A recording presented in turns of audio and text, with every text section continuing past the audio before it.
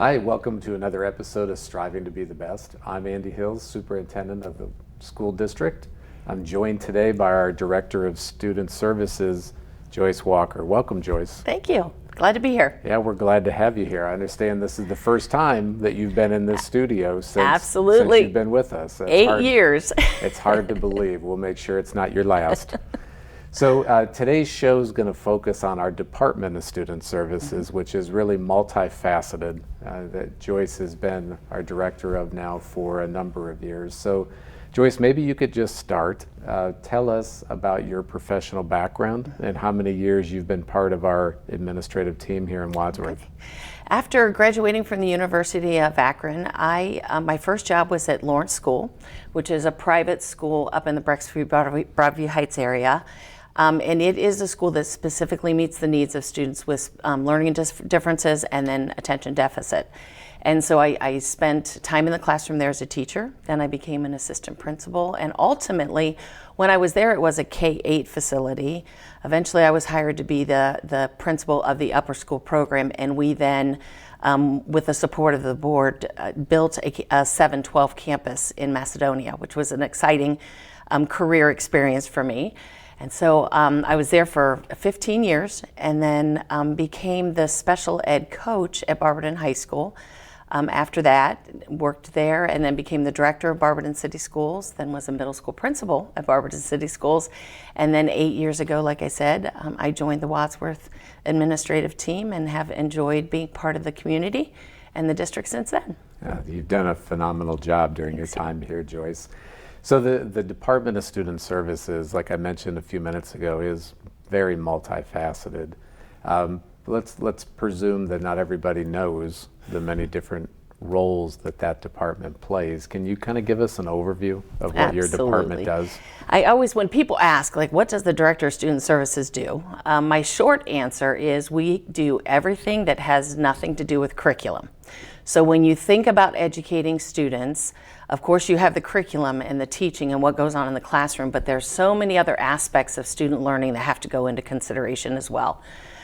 So we really focus in on the wellness of the child. Is the child, we look at attendance, we look at mental health, we look at health and safety. So it's really how is the student ready to learn? Are they in the classroom consistently and supported appropriately so they can access the curriculum? So that is our focus every day. Okay.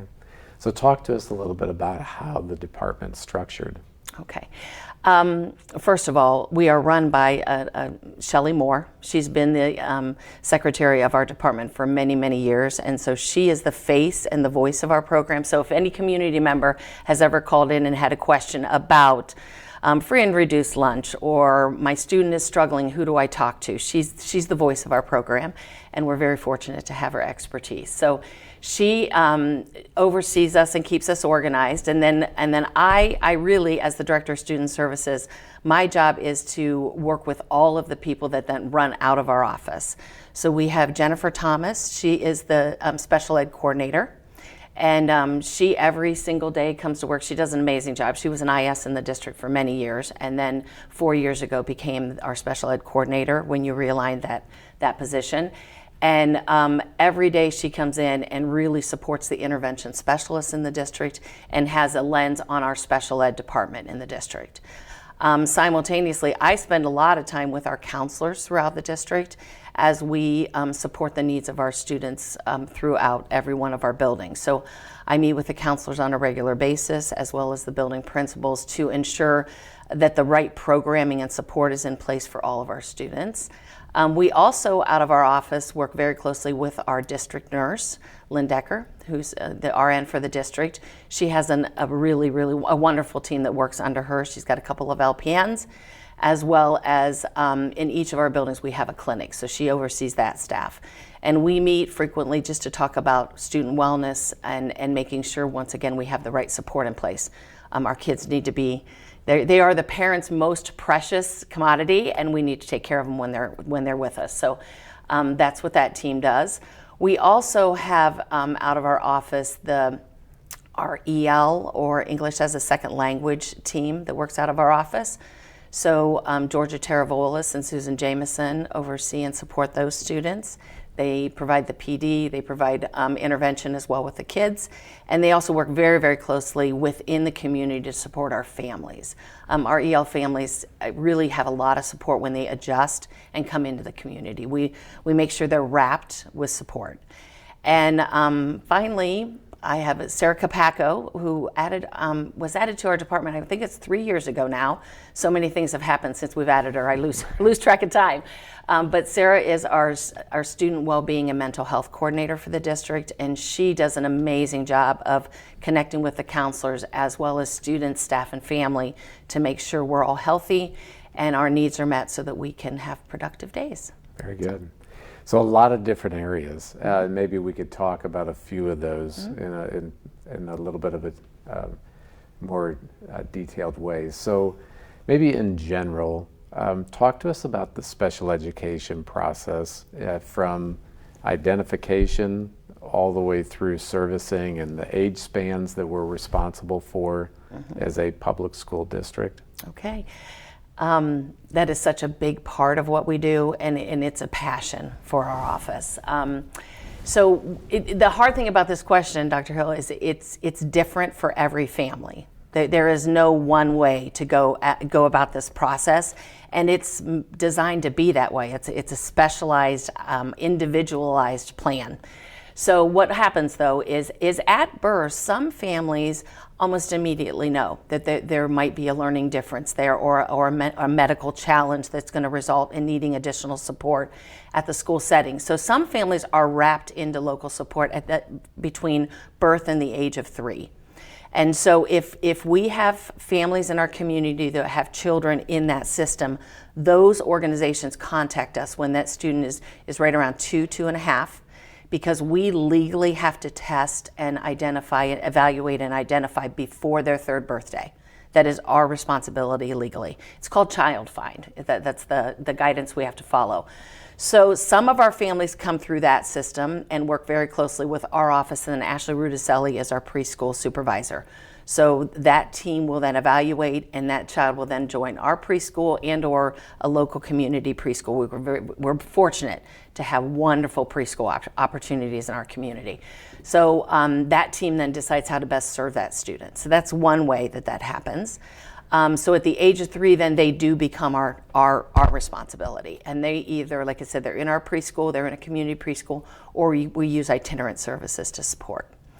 Can you talk about, real quick, itinerant services absolutely. are? Yes, itinerant is when we go into the community preschools with our staff.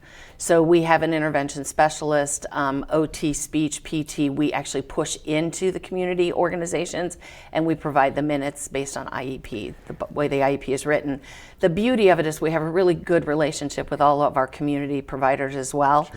And so they welcome, they find space for our staff. We go in, we provide the services, and make sure that that IEP is followed even though they're in the community setting. So just for our viewers, a couple of the things that we're talking about here. An IEP is an individualized education program that are designed by a student's team that include a district representative, teacher, parents, and sometimes others. OT is occupational therapy, PT is physical therapy. And you keep hearing Joyce refer to intervention specialists. Those are teachers that specialize in working with students who are on an IEP, and they're the ones that are actually drafting and developing, kind of leading the team to create the IEP. So anyways, back to where we were. So Sorry, I we're also, in preschool. It's okay. We get used to all of I forget this that people don't speak my language. Education language, yes. and so we just want to make sure that everybody's following along. Absolutely. And so like I said, some go through that process. Others, goodness, we could have a family move into town tomorrow that is new to our community. Maybe they have a 4-year-old child and they're worried about articulation or speech or OTPT. They could call our office and talk to Shelley, talk to myself or Jen, and just say, hey, this is our story. We're new to the community. We have concerns. We'd like to talk. So within 30 days of that call, which seems like a long time, but we rarely take 30 days. We immediately call back and get something set up. We then meet and determine, what are their concerns. And then as a team, we decide, okay, do we have concerns to the point where we're going to evaluate and have our preschool team do that? Or do we maybe want to provide some response to intervention, or MTSS, where we provide some interventions? Maybe they come into a Friday social group at the preschool level, or we provide support for a little while to see if that intervention is enough to fill the gap, or do we really need to move to testing? And that process happens when they're 3, when they're 5, when they're 17. It doesn't matter how old you are. We always meet, have a conversation, look at the data, and then determine, are we going to evaluate or are we going to support through RTI? If we move to evaluation, we complete a planning form in that meeting, and then we have 60 days to have our school psych complete the testing. And then we meet to then go over the data and determine whether they qualify or not. At every point in the plan, there's a decision made. So when you get to the ETR meeting and we decide, okay, yes, they qualify, then that team has 30 days to then create the IEP, which becomes then the legal document and how we're going to support that student. If the student does not qualify, then we look at, okay, is there a reason that maybe they need a 504 plan, which also is a legally binding document, but that's based more on the student needing accommodations rather than specifically designed instruction that an intervention specialist would provide. Very good. So. So you talked about our legal requirement on the young end. We're responsible for educating a student with a disability through what age? 22. They age out at 22, and like I said before, every journey is different. Our high school team does an amazing job of meeting the needs of our students who are on IEPs. And so we really start that conversation in 7th grade. As soon as that transition plan is added to the IEP based on their age, we really are at that point looking at, okay, where do we want to be 4 years from now, 6 years from now? Are we looking at, an associate experience, getting an associate degree? Are we looking at going into the compacting and going into a trade? There are all kinds of options. And student interest as well as the team decides then what that journey looks like. Some students do stay until they age out at 22 because that's the appropriate decision for them. And then some students will socially graduate with their peers and then remain another year to do maybe some job training in our community because they're not quite ready to work yet, but we know they have the ability to work. They just need more time with us. So they aren't necessarily at the high school in traditional classrooms because they've fulfilled their graduation requirement. They just need an extra year or two to do the job training. So like I said, it looks different with every student. It sure does. It's all Yeah. definitely unique and dependent on the needs of the student as determined by the team. Right. So transitioning, you mentioned English language learners.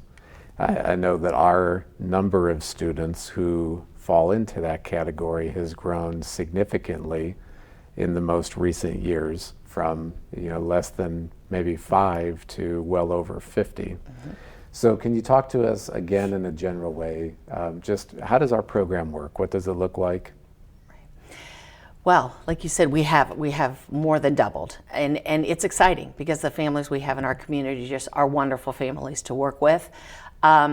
It starts with literally enrollment. The minute Final Forms tells us we have a family in our district that is an EL family, almost immediately, either Mrs. Thomas, Georgia, or Susan reach out. They introduce themselves to the family because a lot of times, even though Final Forms is easy to navigate, it isn't if English is your second language. It's very difficult to navigate. So they sit down with the team, the parents. If we need to bring an interpreter into the conversation, we will. That is often based on the parents' comfort with our language, with the English language. So once again, it's very individualized as to what the families need. But our team wraps around them, gets the students enrolled, and because of your support, I think it was about 2 years ago, we sort of made ISHM, like if an elementary student is coming in, ISHM tends to be our hub for those students so that we can maximize the level of support we have so that, our EL teacher isn't going between 5 elementary buildings, 6 elementary buildings. They're really honing in on the needs of the kids. The other reason we asked that and made that decision was they then have each other to count on socially. Our EL population can then socialize with each other as they all become, comfortable and acclimated in our community. So that's exciting. And then we really use immersion. That can be very difficult. We have wonderful gen ed teachers who do a wonderful job with the curriculum, and then all of a sudden you have a student sitting in front of you who may speak absolutely no English. But through the immersion, the goal is that we really are just immersing them in our culture, and we're immersing them in that classroom setting. And then our EL teachers, they do then work one-on-one or in small group with those students. But we really, it's through immersion, and we've had a lot of success. Those students do have to take an exam annually, so they're measured. I mean, their growth within our program is measured. So it's an exciting program to have within the district. Very good. You also mentioned our school counseling program. So can you talk about how your department interacts with our school counselors? Absolutely. That is another big shift that we've seen in the 8 years I've been here. If you ask me some of my, proud, moments to celebrate as a director, when I think it was the mental health committee about 5 years ago now that started that conversation on, how are we meeting the needs of our kids? Truly the social emotional wellness of the students as well as the community. I mean, we've all, definitely post-COVID, we've all struggled through that. And so it really became on everybody's radar. So we now have counselors. We have one counselor in every one of the elementary buildings, which wasn't the case when I got here. When I got here, counselors were sometimes shared between two buildings. And so, the data supported that our kids need groups, friendship groups, and anxiety groups, and just navigating school, organizational skills. It's amazing to me how many groups our counselors run through the buildings every year. So we now have one in every elementary building, and then we have 2 at CIS and middle, and then 5 at the high school level. So that's an exciting initiative that the district has taken on. Our office works very closely with the counselors. That there are always mandated lessons that we have to make sure that we do, teach the students. So we work on that. We also want to make sure that the curriculum that we're using is research-based and supported. So I know we just recently shared new curriculum with you and the board as we look to for that curriculum for next year. And then we really talk about trends. Sarah Capaco joins that conversation as well. And we look at district trends. We look at the climate survey that you and the board send out every fall. We use that student data that we get through that to really drive where are we missing, like where are the gaps and how do we fill those. So our counseling team, they're very connected, and they work very hard every day to meet the individual needs of kids within the district. Great. You've mentioned Sarah Capaca now a couple different times. Sarah is our student well-being mental health coordinator, which is we're in the first few years of having that position. She's got a social work background. Can you talk a little bit about what is her role and how does that fit in within the department? Right. It was interesting. It was once again that mental health coordinator, that committee, that we realized, and our counselors were really willing to share, the things that they did every day, but where they felt the gaps were, what was hard. And the one thing we noted was that wraparound piece. Sometimes we have kids that come in and out of the district. It may be that they were hospitalized for a little bit of time due to an injury or a surgery, and then they come back, and how do we fill those gaps? And all these things happen, and that's just our normal day, making decisions based on how to best serve kids. But our whole thing was, we need to wrap support around those kids that have those transitions throughout the year. We also need to wrap support around those families. So many times as a family, we experience something that is very, very difficult, whether that be a house fire, whether that be just a significant loss in the family. And all of a sudden, we can't parent because we're in a position where parenting is very difficult in that moment. And our counselors do a wonderful job of serving the students, but didn't always have the time in their day to also wrap out to the families. So that, I think, was the piece where we thought, boy, if we had someone who could sort of flex schedule a little bit and spend time in the community, networking as well. That's the one thing I love about being part of Wadsworth City Schools in this community, is we're always looking at how do we support our families? How do we support our kids? And that Sarah's sort of the conduit for all those conversations which has been a blessing for our office. Very good. So something really exciting for kids that you've gotten our district involved in, kind of took the lead on it and made it happen, is our involvement with Adaptive Sports Ohio. So I think we just finished, if I'm not mistaken, our third season of wheelchair basketball. So can you talk a little bit about what that looks like for us? Right, absolutely. This is also one of my exciting moments in my career here at Wadsworth. Goodness, I don't even remember where the conversation started. It just started about 5 years ago, and it took us about a year to work through, what is this all about? What is this program? But basically, I'm excited about it because it gives our students in the district who have physical challenges the opportunity to compete at the varsity level ultimately. And the program is designed so that kids and it doesn't mean you have to be in the wheelchair. I think that's the biggest disclaimer I would want to get out to the community is you don't have to be in a wheelchair to play this sport, but some of our kids that qualify as non-able body is that maybe they have physical therapy needs that we are addressing as a district, so they're on our radar. These kids want nothing more than to play a sport, but they just can't. Their body doesn't allow them to possibly, run and do whatever needs to happen to try out for that varsity team. So we put this team together, and the team though is a blended team, and that's what I get excited about. Anytime you can do inclusive activities, that's the way it needs to be done. Kids need to be around other kids. That's how they learn and that's how they make friends. So we have able-bodied players that are also on that team, but they also are in a wheelchair. And so they play together, they practice together. It is truly, like this year we actually had varsity letters given out for some of our kids now that have played a couple of years. And actually we just had one of our students chosen for the All-Star game that's supposed to happen this weekend, but unfortunately he's going to the prom. But Owen was chosen for the All-Star team, which was very exciting for the district. And of course, this year we went to the Final Four. So our team is really, really forming and getting some leverage, and it's exciting. And then the other shout out I would say that just to the Coach McCunes. They did an amazing job with the team this year and hope to come back next year. So it'll be an exciting season. Yeah, it was a fun season, and it's been really exciting to see that added here as an offering for students. So, and I think the other thing I would say is I love to see the learning. Number one, sometimes you go to sports, I know this won't surprise anybody listening to this, you go to an event and there is negativity from the stands. It's a volatile, sometimes, very competitive environment. And with wheelchair basketball, and I've seen you at games, it's just different. Yeah. I find myself cheering for the team that we're playing when that one player makes their very first basket ever, and they're excited. So, and that's from all the teams that we, the schools that we play with. So our able-bodied kids are also developing wonderful leadership skills as they mentor the others. And with wheelchair basketball, even though it is a varsity sport, you can begin in first grade. And now granted, able-bodied, we don't do that, we save that for older, but as far as kids that might have physical therapy and want to join the team, they can start as young as first grade. The basket's far away, but they can start. So it's been great.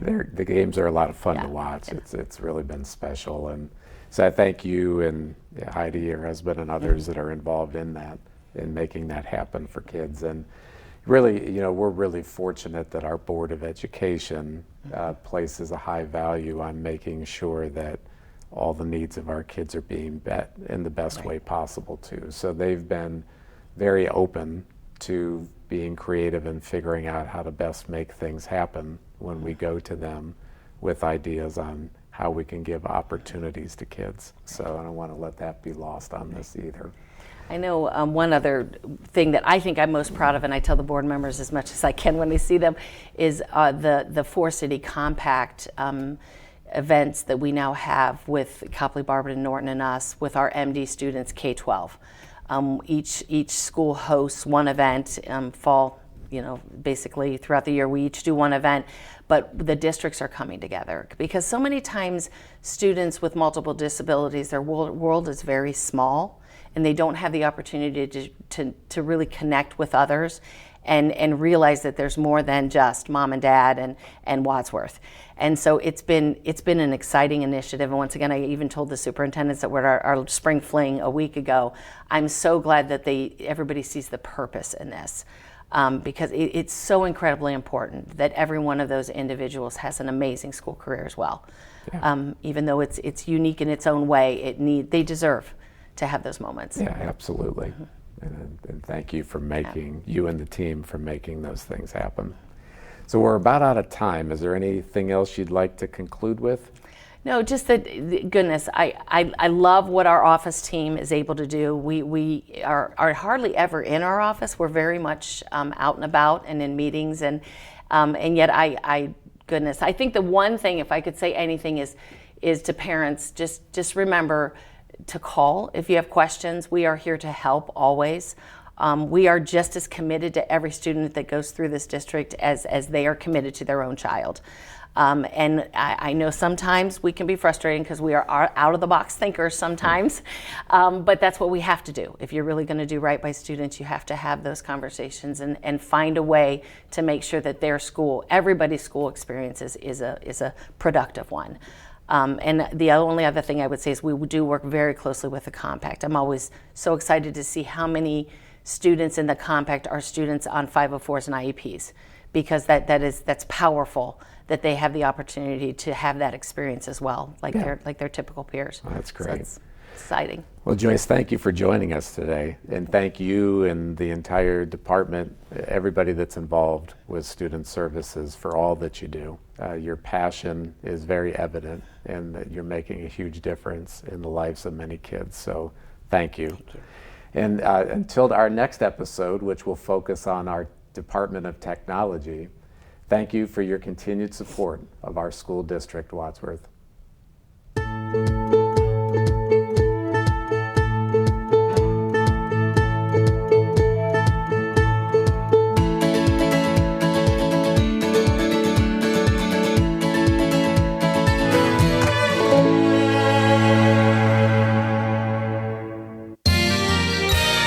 You are watching WCTV, Wadsworth Community Television.